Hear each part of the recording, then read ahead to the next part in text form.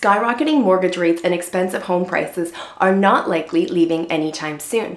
According to Freddie Mac, rates hit a 23-year high of 7.79% at the end of October for 30-year mortgages, easing off to 7.44% as of November 17th.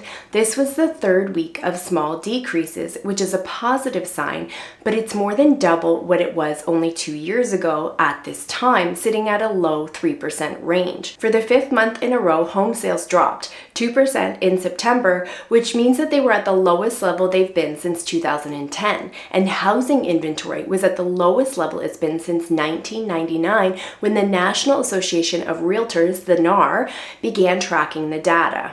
Hey, if you want to learn more about this stuff, make sure you hit that subscribe button for regular videos on how you can protect your money and build lasting wealth. The perfect storm is brewing. There is a housing affordability crisis where mortgage rates are high, prices are high, and inventory is limited.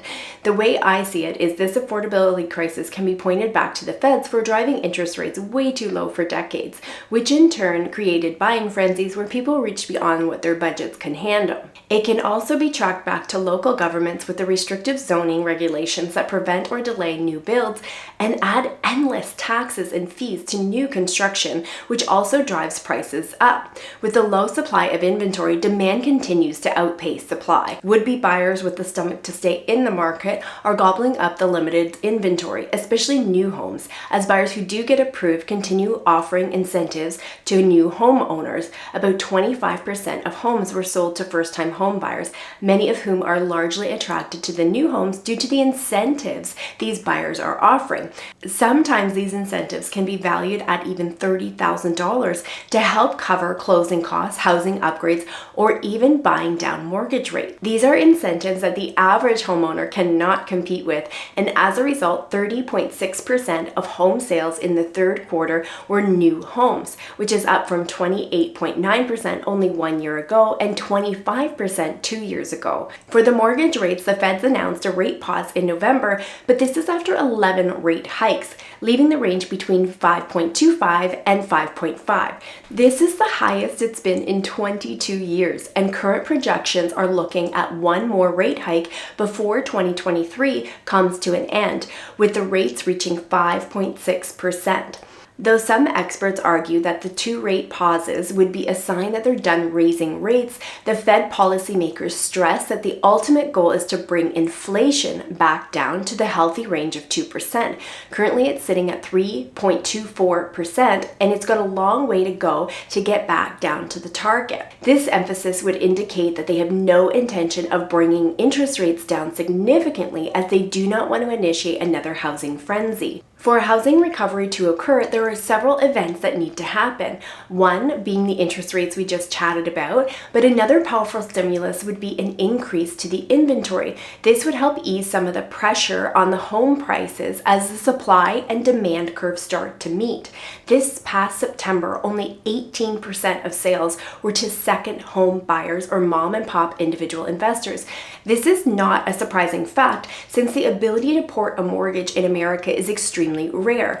Porting a mortgage refers to transferring an existing mortgage terms, balance, and rate from one property to another when you're moving. In a market such as this, where 60% of current homeowners have a rate of 4% or less, it would be extremely advantageous if these homeowners were allowed to port their mortgage when buying a new home. Right now, those 60% of homeowners have very little incentive to consider moving if it would mean losing their low interest rate at 4% or below and getting something closer to 7.5% or 8%. Now, you may have seen the headlines that investors are buying up the market and they're the real culprit for driving up the prices.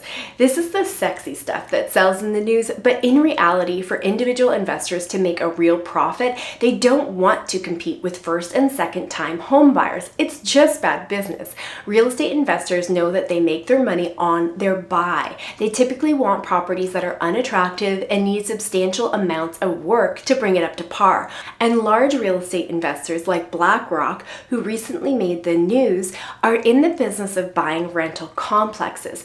Like what they recently purchased was 124 homes already rented out. They weren't creating rentals out of single homes and buying up blocks of individual ownerships. They had to buy a whole package of 124 homes all together. I know I couldn't afford to buy 24 homes at once, let alone 124 homes.